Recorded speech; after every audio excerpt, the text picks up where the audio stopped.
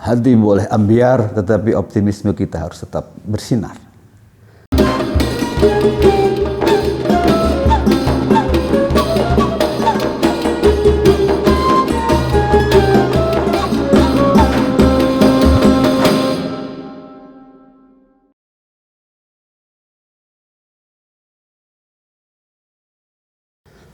Assalamualaikum warahmatullahi wabarakatuh. Alhamdulillah wassalatu wassalamu ala rasulillah wa ala alihi wa ashabihi mawala wa la hawla wa la quwata illa billah. Amma ba'du. Ma'asyiral muslimin, para santri, para alumni di mana saja berada. Pada kajian sebelumnya kita sudah menggarisbawahi bahwa takwa adalah orientasi, puncak dan tujuan dari ibadah saum kita. Kita memahami, memaknai takwa dalam pengertian yang substansif, bukan takwa dalam pengertian simbolik, takwa yang dinamis, bukan formalistik, statis, takwa yang universal, bukan takwa yang parsial. Dalam Al-Baqarah ayat 177 misalnya Allah mengingatkan kita soal albir, kebaikan yang menjadi karakteristik ciri ketakwaan. Laisal birra an tuwallu wujuhakum min qibalal masyriq wal maghrib walakinnal birra man amana billahi wal yawmil akhir wal malaikati wal kitabi wan nabiyyin wa atal mala ala hubbihi dzil qurba wal yatama wal masakin wa ibnas sabil was-sa'ilin wa fir riqab wa aqamas shalah wa ataz zakah wal mufuna bi ahdihim idza ahadu was-sabirina fil ba'sa'i wad dharra wa hinal ba's ulaika alladziina shadaqu wa ulaika humul muttaqun. Kita ambil salah satu karakteristik ketakwaan dari ayat ini. Kita maknai ketakwaan secara universal, secara dinamis. Dalam ayat ini, was-sabirina fil ba'sa'i wad dharra, ada ungkapan sabar atas segala persoalan. Fil ba'sa wad dharra, al-ba'sa, para ahli tafsir menafsirkan al-ba'sa itu adalah godaan atau ujian, kesabaran karena kekurangan, kemiskinan, wadharra, godaan atas rasa sakit dan yang lainnya, kemudian wahinal ba's, godaan atas situasi kondisi peperangan. Nah, hari ini kita sedang hakikatnya barangkali berperang dengan COVID corona. Oleh karena itu, memaknai ketakwaan secara dinamis, kita harus sabar, harus tangguh, harus kuat menghadapi persoalan-persoalan akibat virus corona.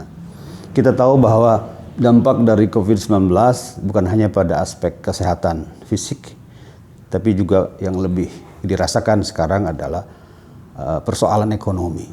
Para ahli menilai, memprediksi pertumbuhan ekonomi dunia, bahkan Indonesia, akan berada pada 3 atau 4% di bawah 0. Artinya kondisi ke depan dan hari ini kita tidak akan mengalami pertumbuhan ekonomi, tetapi justru kondisi ini akan menguras cadangan ekonomi kita. Oleh karena itu, kesabaran dibutuhkan, ketangguhan dibutuhkan menghadapi situasi seperti ini. Yang pertama tentu kita harus tawakal kepada Allah, bahwa apapun yang terjadi pada kita adalah sudah Allah takdirkan. Dalam Al-Quran Allah menegaskan, a'udzubillahi minasyaitonirrajim, qul la yusibana illa ma kataballahu lana huwa maulana falyatawakkalul mu'minun, bahwa apapun yang terjadi, musibah yang terjadi pada kita pada dasarnya sudah dituliskan Allah.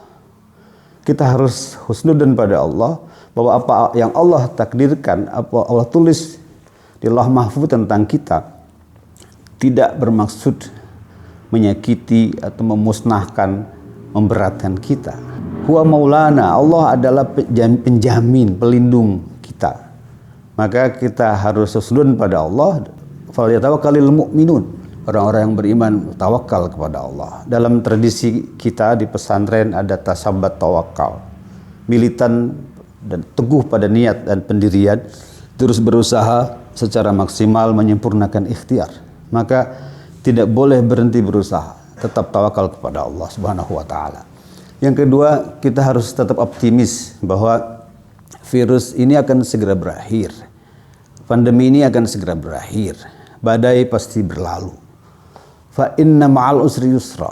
Karena sesungguhnya sesudah kesulitan itu ada kemudahan. Inna ma'al usri yusra.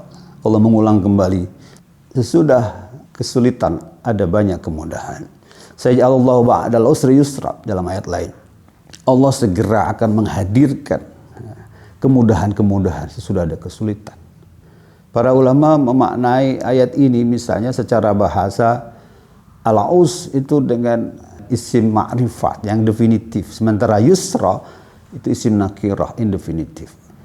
Salah satu pemahamannya adalah bahwa dari satu persoalan corona akan di depan kita akan terhampar banyak kemudahan-kemudahan. Oleh karena itu tetap optimis, hati boleh ambiar, tetapi optimisme kita harus tetap bersinar. Yang ketiga yang harus kita lakukan adalah kita menata ulang kehidupan kita. Tata ulang pola konsumsi, pengeluaran, gaya hidup, kita tata ulang, kita install, kita restore kembali. Para pengamat menilai bahwa kelompok yang paling rentan menghadapi krisis ekonomi termasuk COVID Corona adalah kelompok menengah, middle income. Kenapa kelompok ini yang dianggap paling rentan? Karena kelompok ini dianggap belum mampu mengendalikan gaya hidup. Ada istilah namanya delay gratification, menunda kesenangan. Sehingga ada istilah middle income trap, jebakan-jebakan gaya hidup yang menyebabkan kelompok ini menjadi sangat dikhawatirkan, stres menghadapi krisis-krisis ekonomi. Mereka tidak terbiasa dalam keterbatasan, lalu kemudian bergaya hidup yang tidak sesuai dengan kemampuannya, besar pasak daripada tiang. Oleh karena itu ini waktunya kita berimsak, mengendalikan diri, delay gratification, menunda kesenangan. Kita maknai imsak bulan Ramadan dengan menata kembali gaya hidup kita, pengeluaran kita, pola konsumsi kita. Kalau kita mampu melakukan itu semua, insya Allah kita akan keluar dari krisis ini dan menatap masa depan yang lebih baik dengan memaknai puasa, memaknai imsak, memaknai takwa secara dinamis, secara substansif, secara universal. Terima kasih.